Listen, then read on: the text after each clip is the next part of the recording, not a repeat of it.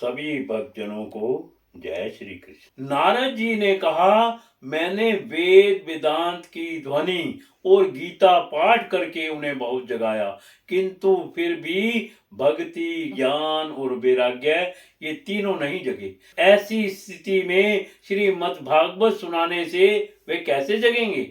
क्योंकि उस कथा के प्रत्येक श्लोक और प्रत्येक पद में भी वेदों का ही सारांश है। आप लोग शरणागत वत्सल हैं तथा आपका दर्शन कभी व्यर्थ नहीं होता। इसलिए मेरा यह संदेह दूर कर दीजिए, इस कार्य में विलंब ना कीजिए। सनकादि ऋषियों ने कहा, श्रीमद् भागवत की कथा वेद और उपनिषदों के सार से बनी है, इसलिए उनसे अलग उनकी फल रूपा होने के कारण वह बड़ी उत्तम जान पड़ती है।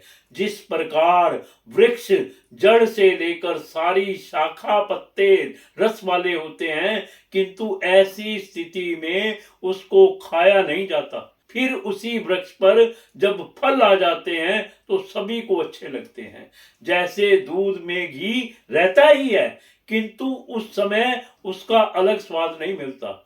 वही जब अलग हो जाता है तब देवताओं के लिए भी स्वादवर्धक हो जाता है। खांड ईर्ख के ओर छोर और बीच में व्याप्त रहती है, तथापि अलग होने पर ही उसकी कुछ और ही मिठास होती है। ऐसी ही ये भागवत की कथा है।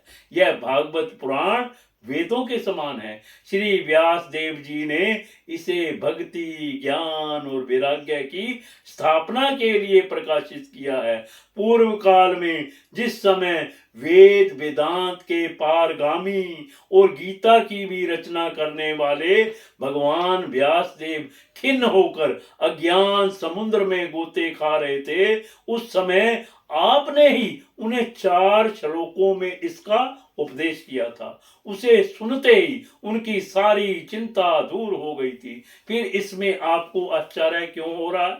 जो आप हमसे प्रश्न कर रहे हैं, आपको उन्हें शोक और दुख का विनाश करने वाला श्रीमद् भागवत पुराण ही सुनाना चाहिए। नारद जी ने कहा, महानुभाव, आपका दर्शन जीवों के संपूर्ण पापों को तत्काल नष्ट कर देता है, और जो संसार दुख रूप दावानल से तपे हुए हैं उन पर शीघ्र ही शांति की वर्षा करता है।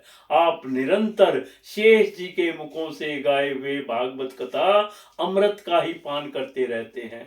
मैं प्रेम लक्षणा भक्ति का प्रकाश करने के उद्देश्य से आपकी शरण लेता हूँ। जब अनेकों जन्मों के संचित पुण्य पुंज का उदय होने से मनुष्य को सत्संग मिलता है, तब वह उसके अज्ञान जनित मोह और मद रूप अंधकार का नाश करके विवेक उदय होता है। सभी भक्तजनों को जय श्री कृष्ण।